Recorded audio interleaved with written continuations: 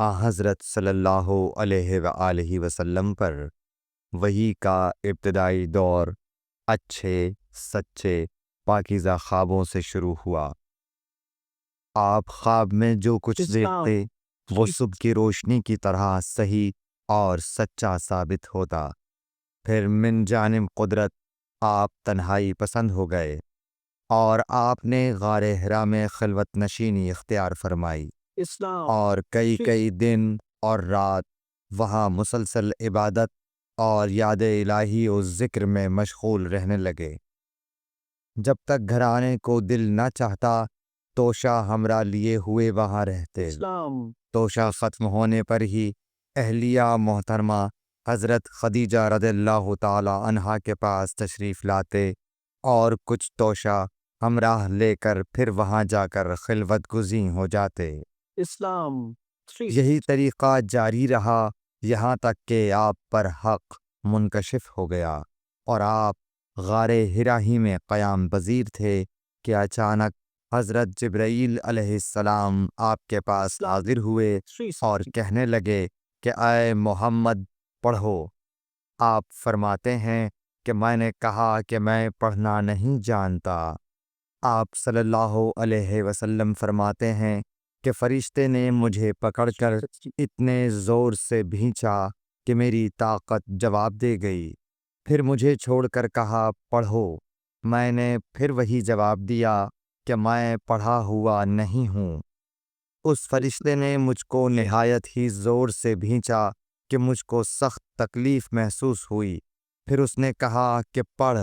میں نے کہا میں پڑھا ہوا نہیں ہوں۔ فرشتے نے تیسری بار مجھ کو پکڑا اور تیسری مرتبہ پھر مجھ کو بھینچا۔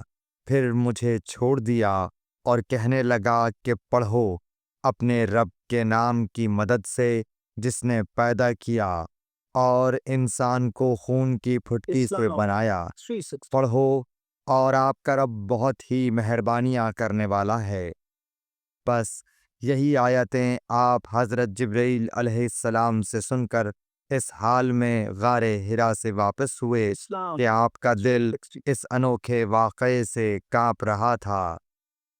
آپ حضرت خدیجہ کے ہاں تشریف لائے اور فرمایا کہ مجھے کمبل اوڑھا دو، مجھے کمبل اوڑھا دو۔ لوگوں نے آپ کو کمبل اوڑھا دیا۔ جب آپ کا ڈر جاتا رہا تو آپ نے اپنی زوجہ محترمہ حضرت خدیجہ رضی اللہ تعالی عنہا کو تفصیل کے ساتھ یہ واقعہ سنایا اور فرمانے لگے کہ مجھ کو اب اپنی جان کا خوف ہو گیا ہے۔ آپ کی اہلیہ محترمہ حضرت خدیجہ رضی اللہ تعالی عنہا نے آپ کی ڈھارس بندھائی اور کہا کہ آپ کا خیال صحیح نہیں ہے۔ اللہ کی قسم آپ کو اللہ کبھی رسوا نہیں کرے گا۔ آپ تو اخلاق فاضلہ کے مالک ہیں، آپ تو کنبہ پرور ہیں، بے کسوں کا بوجھ اپنے سر پر رکھتے ہیں، مفلسوں کے لیے آپ کماتے ہیں، مہمان نوازی میں آپ بے مثال ہیں اور مشکل وقت میں آپ امر حق کا ساتھ دیتے ہیں۔ ایسے اوصاف حسنہ والا انسان یوں بے وقت ذلت و خواری کی موت نہیں پا سکتا۔ پھر مزید تسلی کے لیے حضرت خدیجہ رضی اللہ تعالی عنہا آپ کو ورقہ بن نوفل کے پاس لے گئیں جو ان کے چچا زاد بھائی تھے اور زمانہ جاہلیت میں نصرانی مذہب اختیار کر چکے تھے اور عبرانی زبان کے کاتب تھے۔ چنانچہ انجیل کو بھی حسب منشائے خداوندی عبرانی زبان میں لکھا کرتے تھے۔ انجیل سریانی زبان میں نازل ہوئی تھی، پھر اس کا ترجمہ عبرانی زبان میں ہوا۔ ورقہ اسی کو لکھتے تھے۔ وہ بہت بوڑھے ہو گئے تھے، یہاں تک کہ ان کی بینائی بھی رخصت ہو چکی تھی۔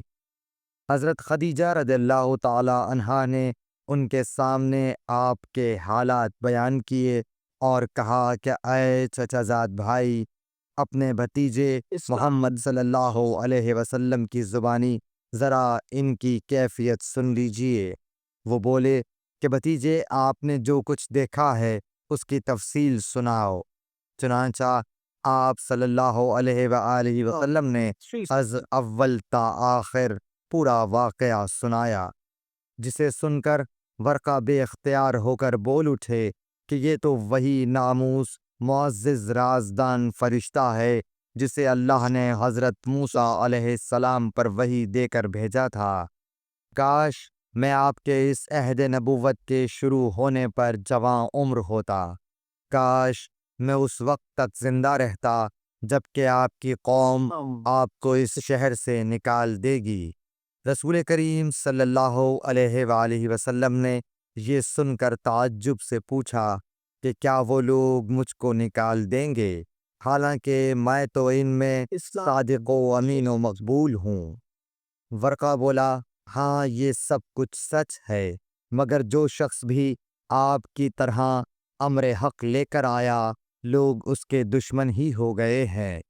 اگر مجھے آپ کی نبوت کا وہ زمانہ مل جائے تو میں آپ کی پوری مدد کروں گا، مگر ورقہ کچھ دنوں کے بعد انتقال کر گئے، پھر کچھ عرصے تک وحی کی آمد موقوف رہی۔